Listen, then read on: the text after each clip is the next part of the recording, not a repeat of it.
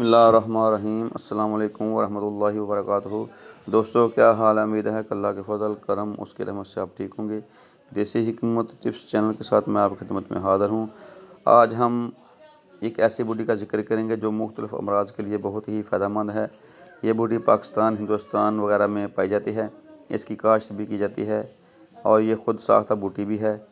इसका पौधा दो किस्म का होता है। एक पौधा छोटा लेकिन उसकी जड़ मोटी होती है, लेकिन एक पौधा उससे बड़ा होता है, उसकी जड़ पतली और छोटी होती है। ये मुख्तलिफ जगहों में, खेत, कब्रिस्तान, खंडरात में खुद पैदा होता है। आज हम इसकी पहचान करेंगे कि इसका फल, जड़ और इसका पौधा किस तरह का होता है। ये पौधा, इसका जो नाम है, इसको असगंध नगौरी का नाम है इसका, जिसको ऑक्सन भी कहते हैं।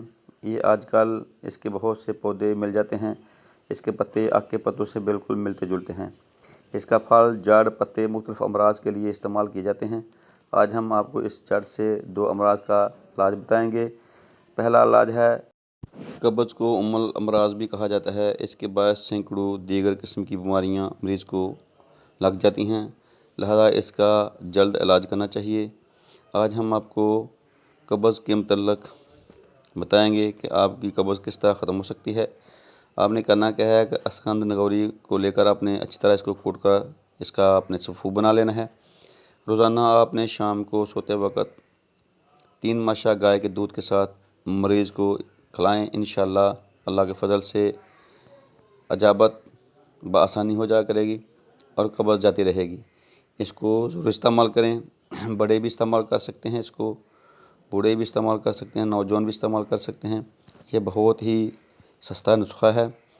ये तकरीबन 10-12 रुपये में ये नुस्खा तैयार हो जाता है। इसको ज़रूर इस्तेमाल करें। दूसरा जो इलाज है इसका असगंध नगौरी से, वो है गुर्दे की पथरी को ख़त्म करना। वो किस तरह ख़त्म की जाएगी? पथरी को खारिज करने के लिए मुख्तलिफ टोटका जात इस्तेमाल किए जाते हैं, मुख्तलिफ चुटके इस्तेमाल किए जाते हैं। अल्लाह के फजल करम उसकी रहमत से अगर आप इसको चंद रोज़ तक इस्तेमाल करेंगे तो ये पथरी जो है आपकी गुर्दे से वो रेज़ा होकर बाहर निकल जाएगी। आपने करना क्या है कि असगंध नगौरी की जड़ लेनी है आपने, इसको अच्छी तरह कूट कर इसका आपने सफ़ू बना लेना है।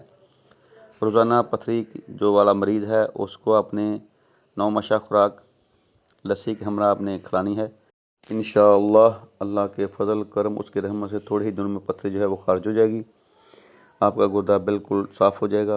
इसको ज़रूर इस्तेमाल करें और साथ हमारे देसी हिकमत टिप्स चैनल को सब्सक्राइब करें, लाइक करें, शेयर करें, बेल आइकन को दबाएं ताकि मज़ीद हमारी नई से नई आने वाली वीडियो आप देख सकें।